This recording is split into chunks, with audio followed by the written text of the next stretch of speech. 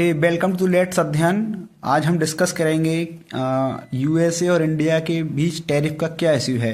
तो आप सबसे पहले इस हेडलाइन को पढ़िए। Somebody is final exposing India Trump's latest massive tariff claims.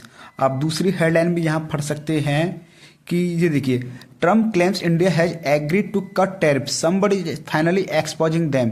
Expose English language का काफ़ी खराब वर्ड होता है, तो आप टैरिफ को समझिए पहले क्या होता है।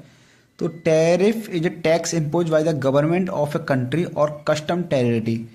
सपोज डैट अमेरिका भारत सरकार को अपने यहाँ से कोई मोटरसाइकिल 100 रुपये में देता है और भारत सरकार उस पर 100% ड्यूटी 100% टैक्स लगा देती है, तो वो भारत में मोटरसाइकिल 200 रुपये की हो जाएगी। तो आम आदमी भारत का उसे 200 रुपये प्लस में ही खरीदेगा। तो इससे अमेरिका का जो मोटरसाइकिल की जो दर है वो भारत में कम बिकेगी। तो इससे हम अपने लोकल प्रोडक्ट को एक तरह से बढ़ावा देते हैं।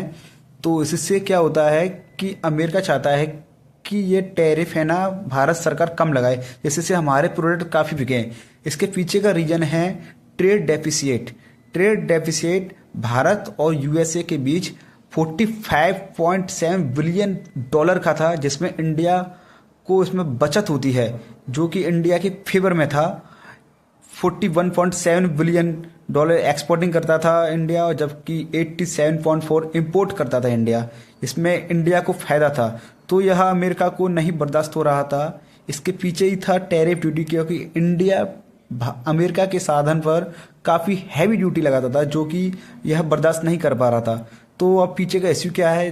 तो इश्यू ये है कि भारत सरकार कैसे भी करके टैरिफ ड्यूटी कम करे और वहाँ अमेरिकन प्रोडक्ट इंडिया में ज़्यादा से ज़्यादा सेल हो। अगर सेल होंगे तो यूएसए की इकोनॉमी में काफ़ी ग्रोथ होगी और उसके यहाँ रोजगार भी बढ़ेगा। तो ये हमारे लिए सही नहीं रहेगा लॉन्ग टर्म के लिए। ये ऑफिशियल वेबसाइट भी है, जहाँ आप पढ़ सकते हैं कि 3.4% इंक्रीजमेंट हुआ था। तो यह भारत और यूएसए के बीच एक काफ़ी विवादास्पद मैटर पड़ रहा है। हालांकि दोनों देशों के बीच काफ़ी अच्छे संबंध हैं। It's a matter of the understanding. तो लेट्स अध्ययन all status of the world. Thank you. जय हिंद, जय भारत।